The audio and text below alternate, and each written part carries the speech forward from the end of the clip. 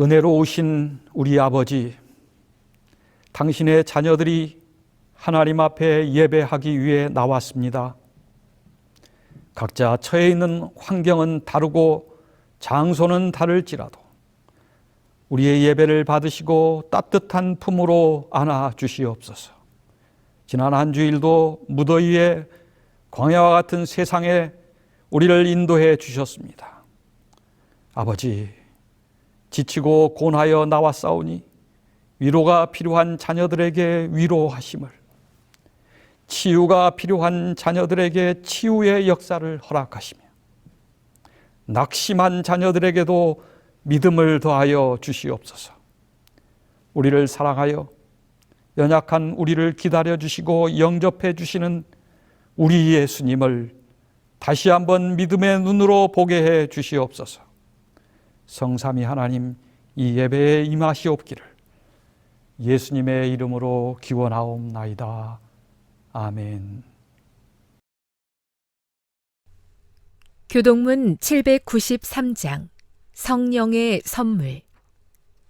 내가 아버지께 구하겠으니 그가 또 다른 보혜사를 너희에게 주사 영원토록 너희와 함께 있게 하리니 그는 진리의 영이라. 세상은 능히 그를 받지 못하나니 이는 그를 보지도 못하고 알지도 못함이라. 그러나 너희는 그를 아나니 그는 너희와 함께 거하시며 또 너희 속에 계시겠음이라. 보혜사 곧 아버지께서 내 이름으로 보내실 성령 그가 너희에게 모든 것을 가르치고 내가 너희에게 말한 모든 것을 생각나게 하리라. 그가 와서 죄에 대하여 의에 대하여 심판에 대하여 세상을 책망하시리라. 그러나 진리의 성령이 오시면 그가 너희를 모든 진리 가운데로 인도하시리니 그가 스스로 말하지 않고 오직 들은 것을 말하며 장래 일을 너희에게 알리시리라.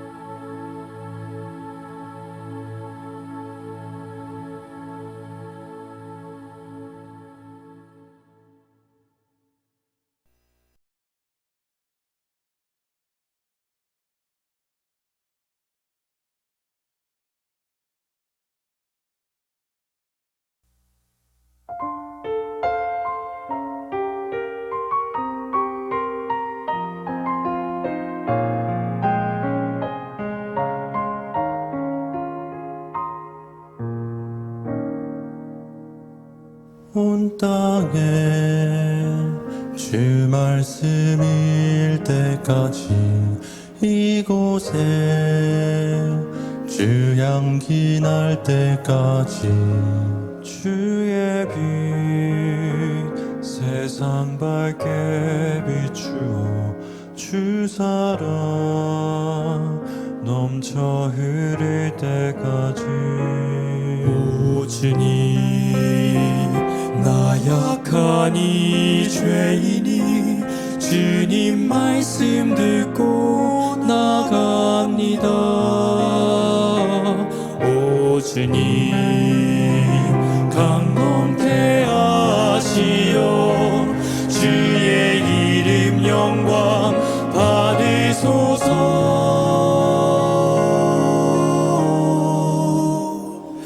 내 입술을 열고 주를 찬양하여 전하리라.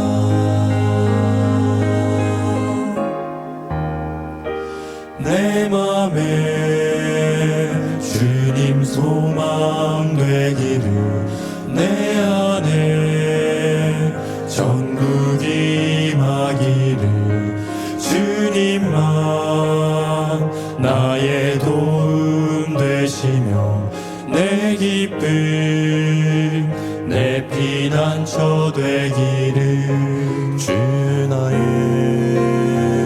구원의 하나님이여 주의 앞에 내가 나가오니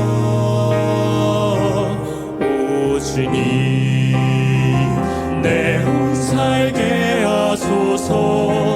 주의 말씀으로 새롭게 하소서.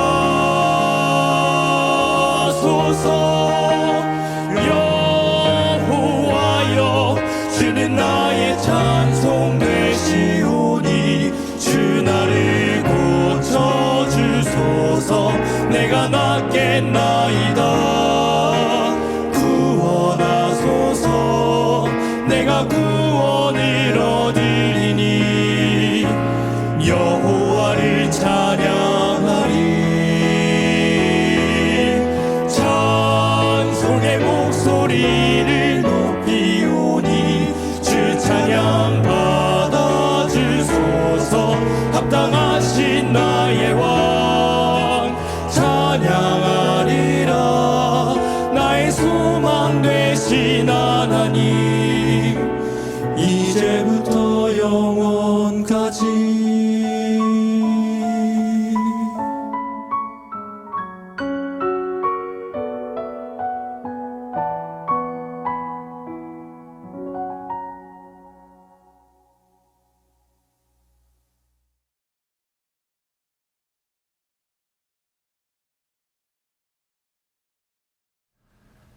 성경 말씀 이사야 59장 2절의 말씀입니다. 오직 너희 죄악이 너희와 너희 하나님 사이를 갈라놓았고 너희 죄가 그의 얼굴을 가리어서 너희에게서 듣지 않으시게 함이니라. 우리 하나님께서는 인류가 범죄한 이후 죄의 결과인 죽음으로부터 사랑하는 자녀를 살리기 위해 구원의 큰 뜻을 펼치셨습니다. 그 뜻은 창세기 3장 15절에 여인의 후손에게서 구주 예수님을 보낼 것을 약속하셨습니다. 아담이 죄를 짓는 순간 그것은 하나님과 단절을 의미하는 것이었습니다. 그래서 오직 너희 죄악이 너희와 너희 하나님 사이를 갈라 놓았다고 말씀하십니다. 하나님과의 분리는 곧 죽음입니다. 생명의 원천이신 하나님에게서 떨어지는 것은 곧 죽음이었습니다. 그러나 하나님은 끊임없이 항상 우리와 함께 계시기를 원하십니다. 각 시대를 통하여 하나님이 우리와 함께 하신다는 증거를 성경을 통해 우리에게 증거해 주십니다. 그래서 구약시대의 유월절의 희생양이 되셨고 광야에서는 구름 기둥과 불 기둥으로 그들 가운데 계셨고 그 백성들과 함께 할 성소를 그들 가운데 짓게 하셨습니다. 임마누엘의 하나님이 우리와 함께 하시기 위해, 우리를 구원하기 위해 육체로 이 땅에 오셨습니다. 그러나 구원하러 온 그 백성들은, 이스라엘 백성들의 모습은 한마디로 하나님을 떠났습니다. 하나님을 배반한 것입니다. 하나님을 버렸습니다. 구원하러 오신 구주 예수님을 영접하지 않았습니다. 우리가 하루에 일과를 하는 중에 또 일과 중에도 빼놓을 수 없는 일이 있습니다.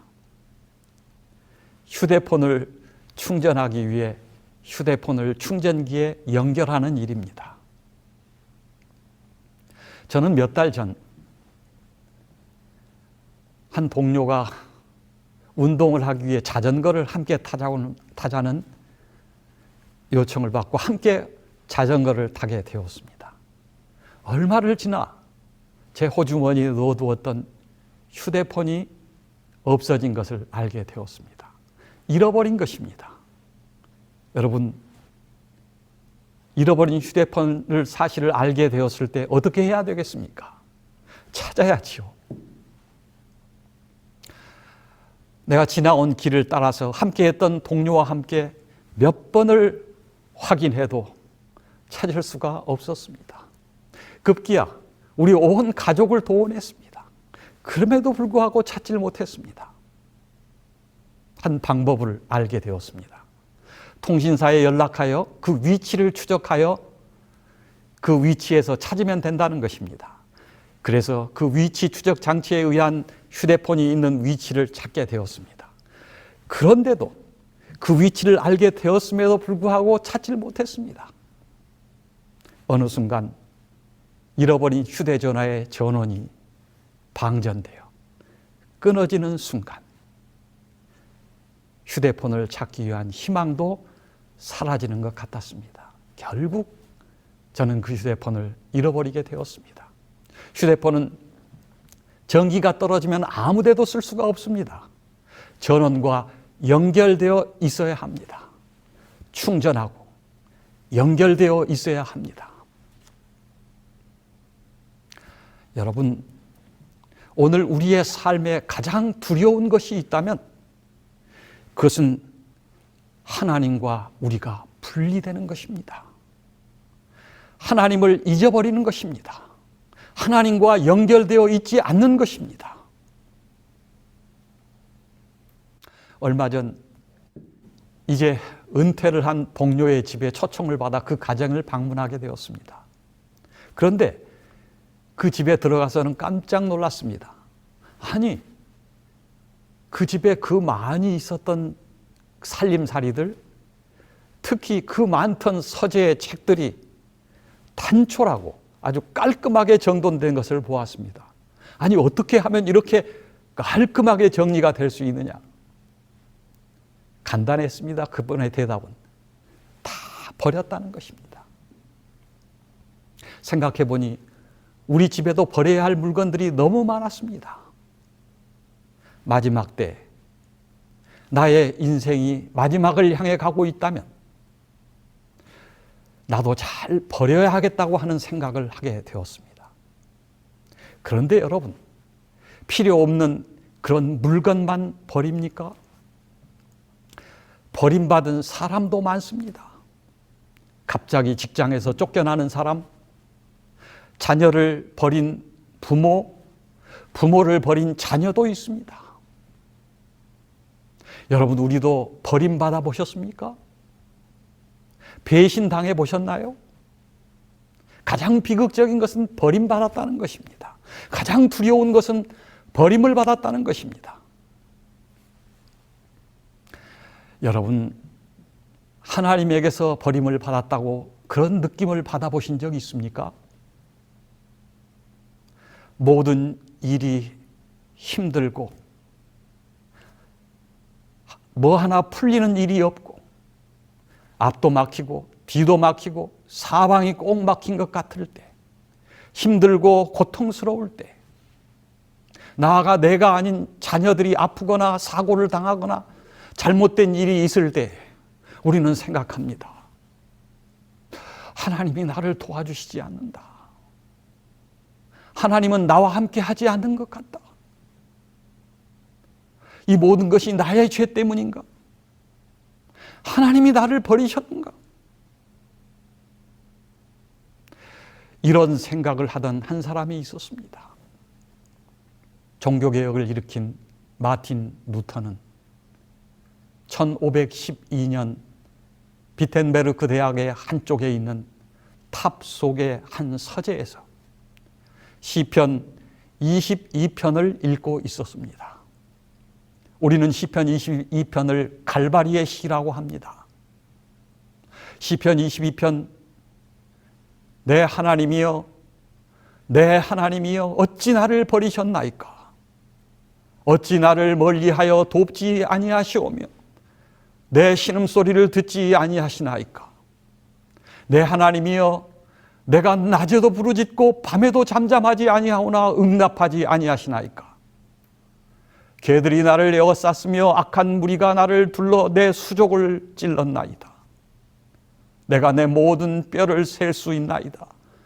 그들이 나를 주목하여 보고 내 겉옷을 나누며 속옷을 제비 뽑나이다. 여호와여, 멀리하지 마옵소서.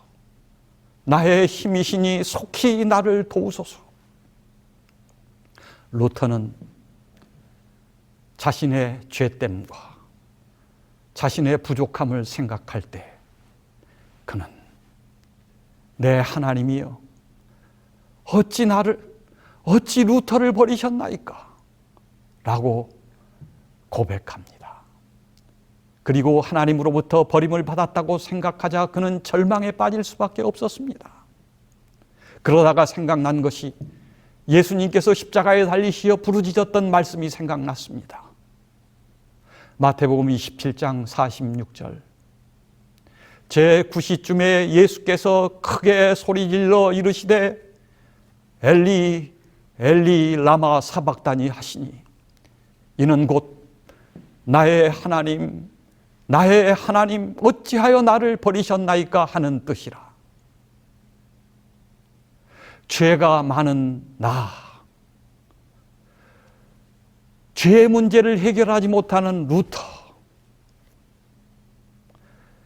루터가 버림받은 것은 당연하지만 죄가 없고 완전하신 예수님은 왜 버림을 받으셨을까? 루터는 이 생각으로 한참을 고통하다가 온몸이 떨리는 것을 느꼈습니다. 나를 대신하여 예수님이 죽으셨구나. 나 루터를 대신하여 결국 예수님이 버림을 받으셨구나. 루터가 이 진리를 깨달은 것을 탑 속의 체험, 루터의 회심이라고 합니다. 그리고 루터는 이렇게 기록하였습니다. 하나님을 버리신 하나님, 누가 그걸 이해하겠나이까? 여러분, 그렇다면 하나님께서도 우리 인간처럼 쓸모가 없으면 버리시는 분입니까? 우리의 죄가 많고 우리의 죄가 적음에 따라서 죄의 질에 따라서 우리를 차별하고 버리기도 하십니까? 우리도 루터와 같이 하나님으로부터 버림받았다는 생각을 해본 적이 있습니까? 죄책감, 그리고 정죄, 이것은 사단이 주는 것입니다. 사단은 우리의 연약함을 너무나 잘 알고 있습니다. 그는 우리를 어떻게 하면 넘어뜨리는지도 알고 있습니다.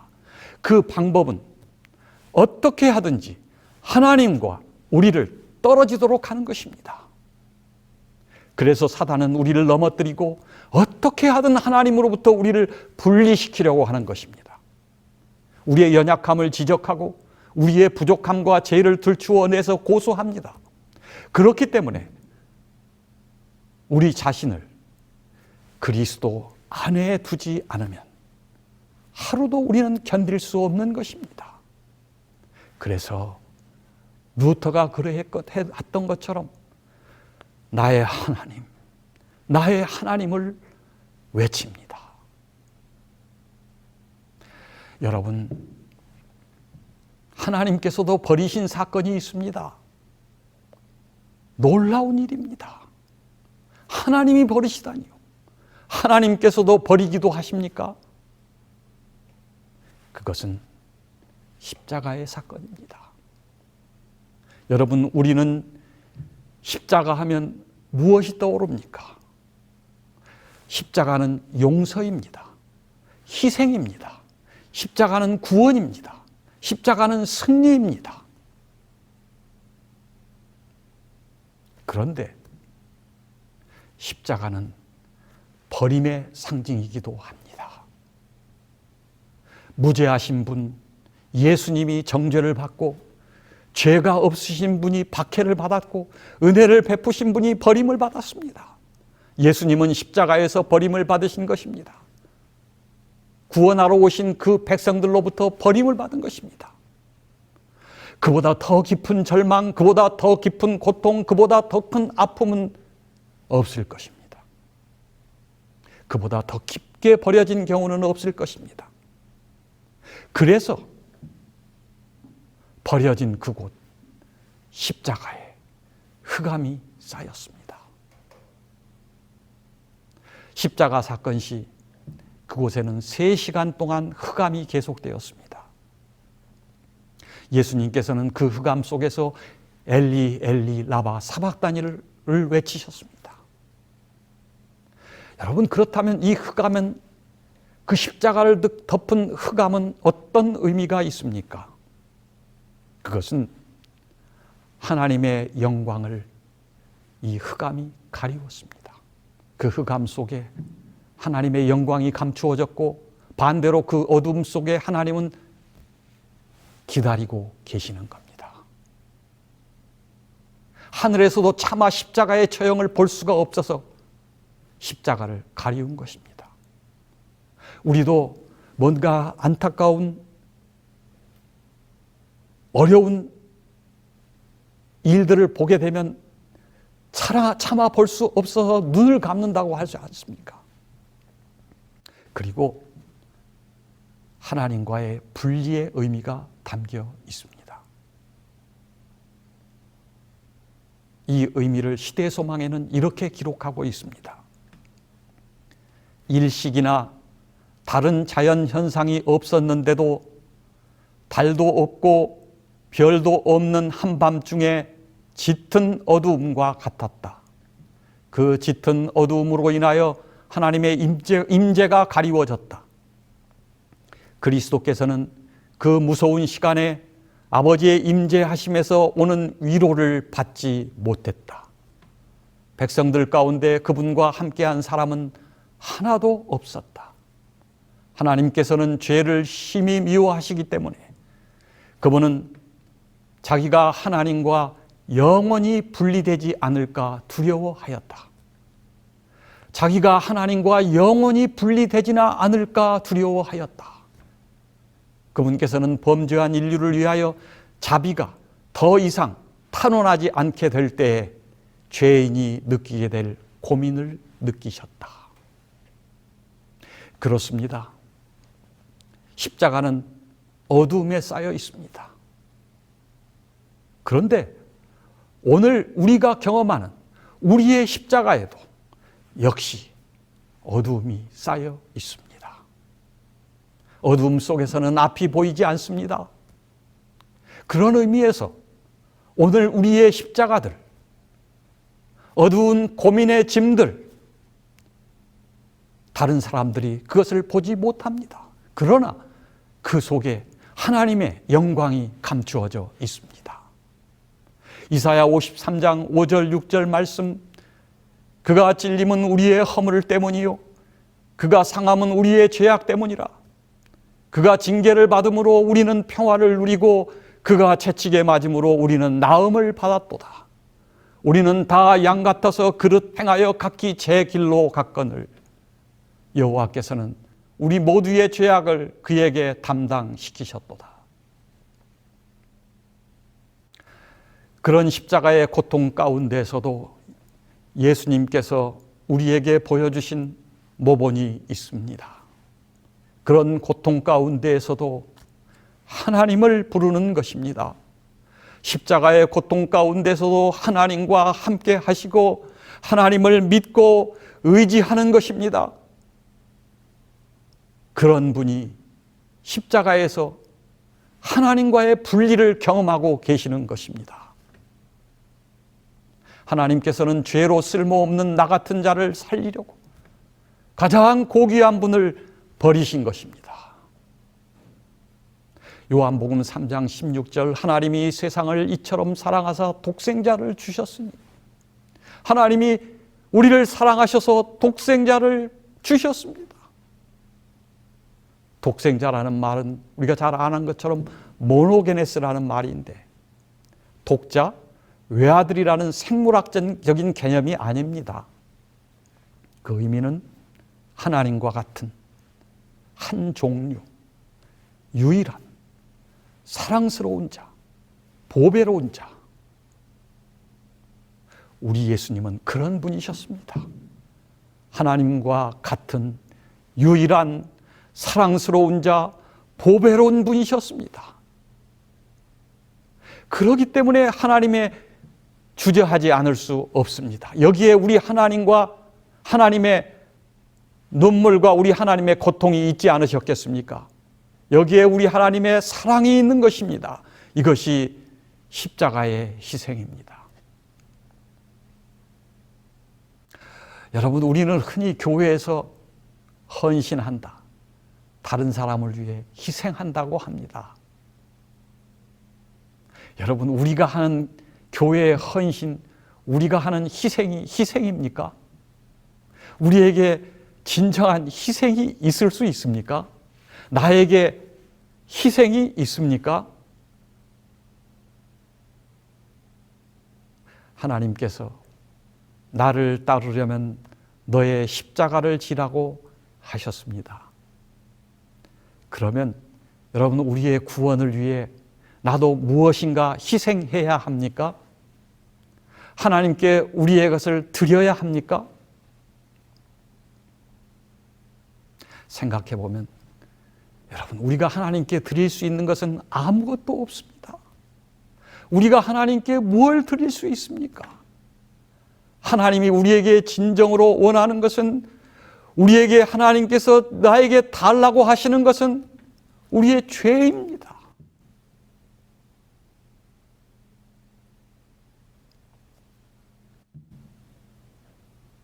얼마 전에 저희를 잘 아시는 한 분이 저희 아내에게 10만 원을 보내주셨답니다. 저희 아내는 이렇게 어쩌다가 돈이 생기면 이것을 어떻게 의미 있게 쓸까, 누구에게 줄까를 생각합니다. 그날 아침 식탁에서 저에게 얘기하는 것입니다. 이 10만 원을 누구에게 줄까? 저는 내가 그 돈을 갖겠다는 것이 아니라 순간적으로 한마디를 했습니다. 나에게 주지? 그러면 여러분, 저희 아내가 어떤 반응을 보였을 것 같습니까? 갑자기 정색을 하더니, 저희가 받은 10만 원이 저희 돈입니까? 그 10만 원을 우리가 남을 위해 썼다면 여러분, 그것이 내가 희생한 것입니까? 아닙니다. 하나님께서 주신 것입니다. 사실 우리가 가진 것, 우리가 헌신했다고 하고 희생했다고 하는 모든 것들, 그것은 다 하나님께서 우리에게 주신 것입니다. 지난 나의 생에 하나님께 헌신하고 희생했다고 저는 해보지를 않습니다. 오히려 무익한 종에게 하나님께서는 과분한 대접을 받게 하셨고 과분한 사랑을 주셨습니다. 우리 예수님께서 나를 버리냐고 절규하며 하나님을 부르고 계십니다. 나의 하나님, 나의 하나님, 어찌하여 나를 버리셨나이까? 그의 생명은 십자가의 버림을 받았지만 그의 마음은 하나님께로 향하고 있습니다. 여러분, 이건 역설입니다. 이것이 그리 아니하실지라도의 신앙입니다. 버림을 받아도 나의 하나님을 부르짖는 것입니다. 고통 중에도 감사하는 것입니다. 죽을 병에 걸려도 오히려 은혜인 것입니다. 여러분, 이것이 믿음입니다. 우리가 그렇게 할 수 있겠습니까? 그렇게 할 수 있는 것은 나의 하나님을 알기 때문입니다. 이것이 다니엘의 믿음이었습니다. 다니엘 3장 17절로 18절, 왕이여, 우리가 섬기는 하나님이 계신다면 우리를 맹렬히 타는 풀무불 가운데에서 능히 건져내시겠고 왕의 손에서도 건져내시리이다. 그렇게 아니하실지라도 왕이여, 우리가 왕의 신들을 섬기지도 아니하고 왕이 세우신 금신상에게 절하지도 아니할 줄을 아옵소서. 제가 아끼고 사랑하는 한 집사님이 계십니다. 제가 담임했던 교회 새벽 기도의 시간이면 그분은 늘 울면서 기도했던 모습을 생각합니다. 저는 그 모습들을 보며 뭔가 문제가 있든지 어려운 일을 당하고 있구나 하는 생각을 가졌지만 그 집사님은 그 고통의 순간들을 어떤 사람에게도 털어놓을 수가 없었습니다. 왜 그분에게 순간순간 행복한 날들이 없었겠습니까? 많은 가정에 작고 큰 어려움이 닥쳐왔습니다. 급기야 행복한 꿈으로 가득 찼던 가정이 깨지게 되었습니다. 거기에 사랑하는 자녀가 정신적으로 육체적으로 병이 들어 말로 다 할 수 없는 고통의 시간을 보내게 되었습니다. 그리고 그 고통의 시간에 저와 저의 아내를 찾았고 그 아픔을 함께 나누었습니다. 그가 겪던 고통들을 어떻게 이 짧은 시간 제가 말로 다 할 수가 없습니다. 사랑하는 아들이 너무 심히 아파서 학교도 갈 수 없습니다. 누구 한 사람 만날 수도 없습니다. 혼자 방에 들어박혀서 아무것도 할 수 없습니다. 하루 종일 하는 생각은 어떻게 죽을까입니다. 하나님께서는 우리를 살리셨고 살으라고 하는데 이 젊은 청년은 앉아서 하루 종일 연구하는 것은 죽는 방법이었습니다.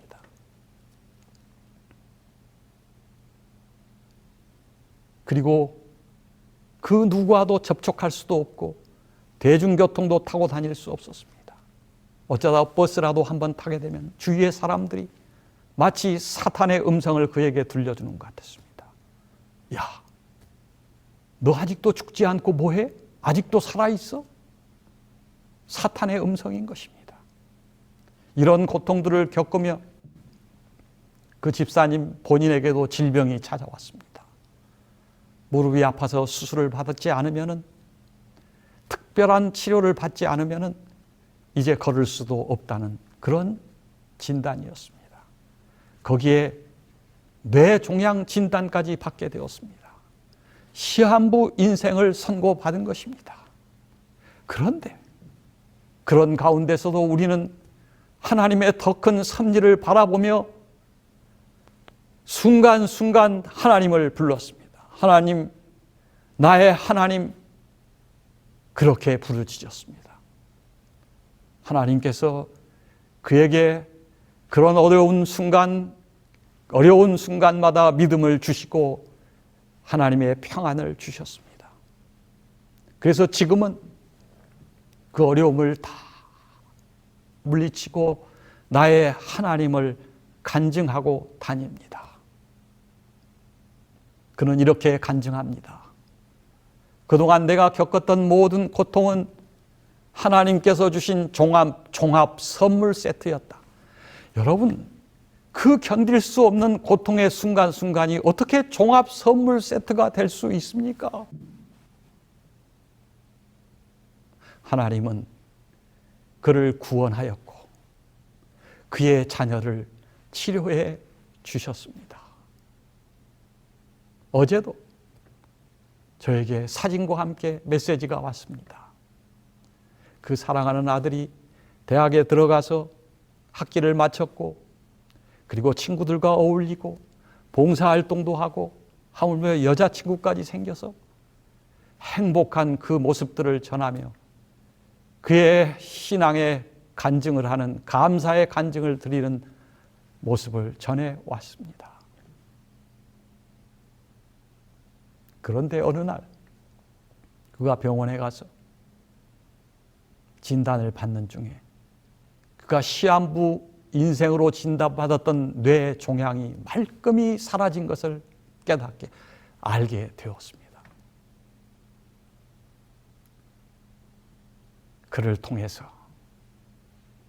많은 사람을 하나님께로 인도하고 여러 사람을 침례 얻게 하는 그런 놀라운 일도 허락하셨습니다. 지금은 주위 사람들이 그를 가리켜 뭐라고 부르는지 아십니까? 천사라고 합니다. 천사.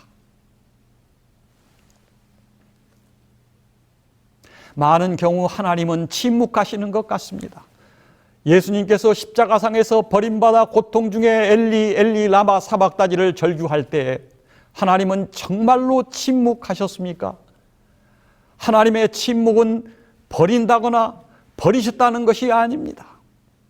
우리 하나님은 이미 십자가 곁에 계셨습니다.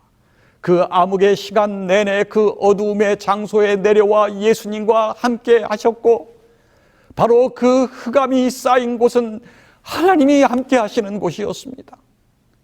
우리의 일생을 되돌아보십시다. 우리는 나 자신의 행위로 우리가 하나님을 떠났지 하나님께서는 결코 우리를 버리시거나 떠난 적이 없습니다. 가장 어려운 때 항상 하나님이 나와 함께 하셨습니다.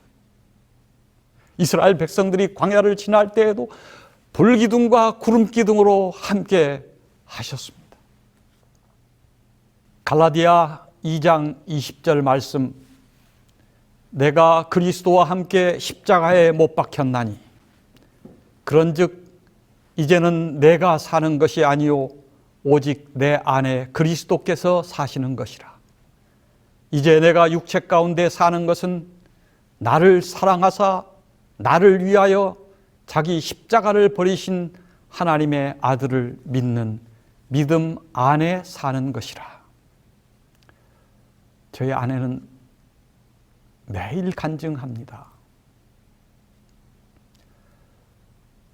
자기가 예수님을 믿고 교회에 평생을 다니며 자기 죄 때문에 고통하고 그냥 열심히 하면 되는 것으로 생각하고 뭐든지 열심히 했었지만 한 번도 하나님을 제대로 만난 경험이 없었다고 느껴질 때, 그가 가장 힘들다고 생각할 때 그는 이런 경험을 했다고 합니다. 하나님이 내 평생 내 곁에 닿을 듯 말 듯 가장 가까운 곳에 항상 계셨다. 그러면서 오늘 말씀과 같이 네가 그리스도와 함께 십자가에 못 박혀야 한다. 여러분, 십자가에 못 박힌다는 말이 무슨 뜻입니까? 오늘은 이렇게 한번 생각해 보시기 바랍니다. 우리에게 하나님께서 말씀하십니다. 십자가에 못 박혀라. 예수님과 절대 떨어지지 마라. 예수님과 분리되지 마라. 예수님과 꼭 붙어 있어라. 임마누엘의 하나님, 우리 하나님께서 세상 끝날까지 너희와 함께 하리라고 말씀하십니다. 요즘 유행하는 말이 있는 것 같습니다. 믿는 사람이나 믿지 않는 사람이나 좋은 말로, 덕담으로, 잘 되기를 바라는 마음으로 꽃길만 걸으세요. 꽃길만 걷게 되기를 바랍니다. 그렇습니다. 여러분, 우리 모두가 꽃길만 걷기를 원합니까? 그렇다면 어떤 길이 꽃길입니까? 돈을 많이 버는 길입니까? 가족 모두가 건강하고 경제적으로 풍요롭게 사는 그 길이 꽃길입니까? 우리 자녀들이 잘 되고 세상이 인정하는 전문직을 가진 사람으로 잘 살아가는 것, 이것이 꽃길입니까? 여러분, 다시 한번 생각하십시다. 이 세상은 꽃길이 아닙니다. 이 세상은 이스라엘 백성들이 출애굽하여 가나안을 향하여 가는 그 길은 광야의 길이었습니다. 오늘 우리가 살아가는 이 세상의 길도 죄악 세상이고 광야의 길입니다. 성경에 하나님의 부르심을 받은 믿음의 사람들도 이 세상 꽃길만을 걸은 사람은 한 사람도 없었습니다. 이스라엘 백성이 출애굽하여 광야길을 지날 때에도 하나님이 함께 하셨습니다. 성소와 함께 하셨고 불기둥과 기둥으로 함께 하셨습니다. 그러므로 여러분, 꽃길이란 하나님이 함께 하시는 길입니다. 꽃길이란 내가 하나님과 함께 하는 길입니다.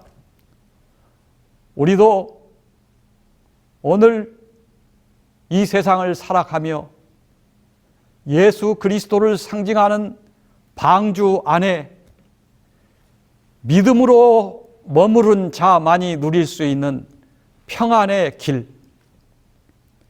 유월절 어린 양의 피 안에 거하는 자가 누리는 평안의 길을 걸으면 좋겠습니다.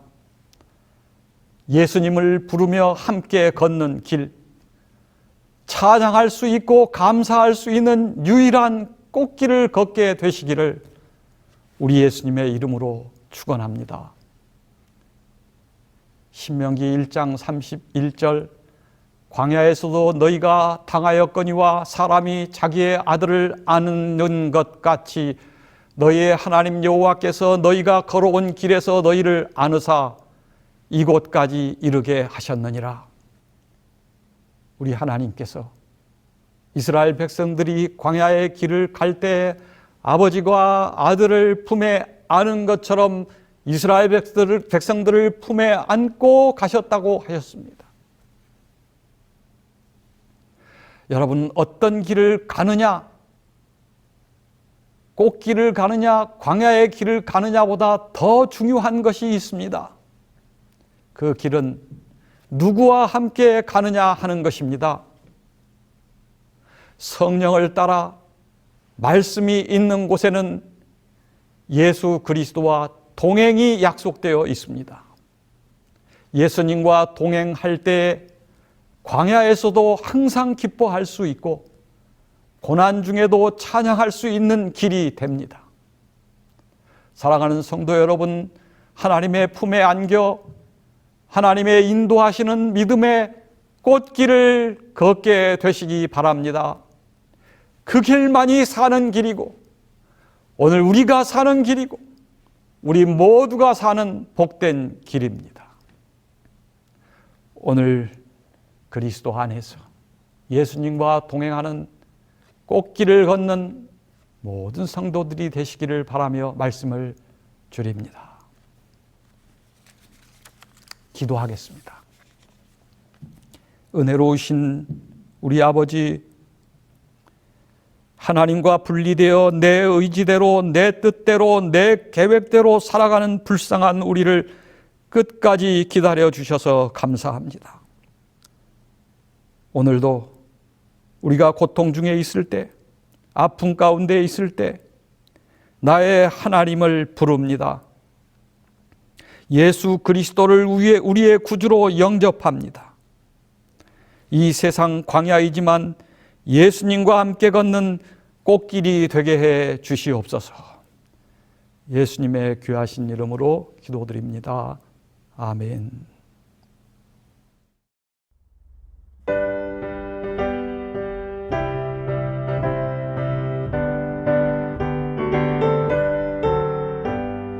주의 친절한 발에 안기세 우리 마음이 평안하리니 항상 기쁘고 복이 되겠네. 영원하신 발에 안기세 주의 발에 영원한 발에 안기세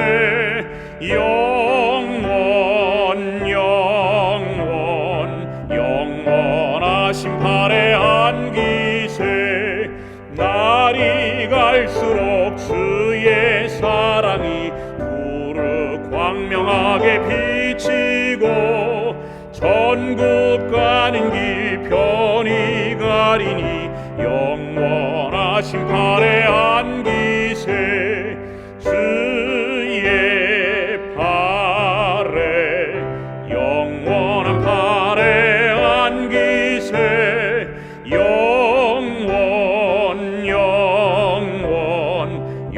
영원하신 발에 안기세.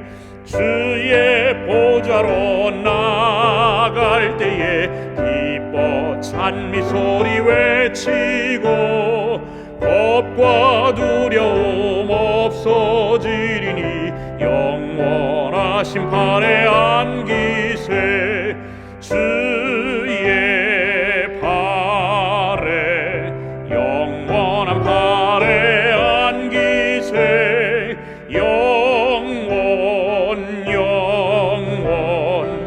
영원하신 발에 안기세.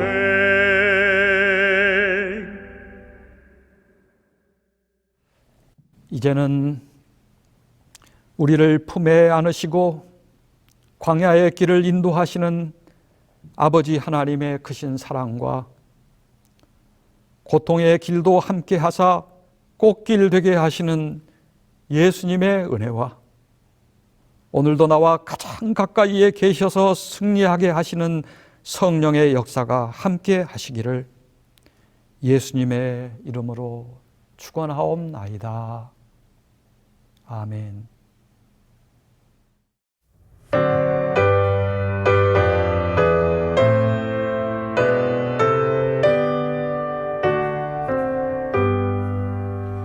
내 주님 오시리 확실히 오시리.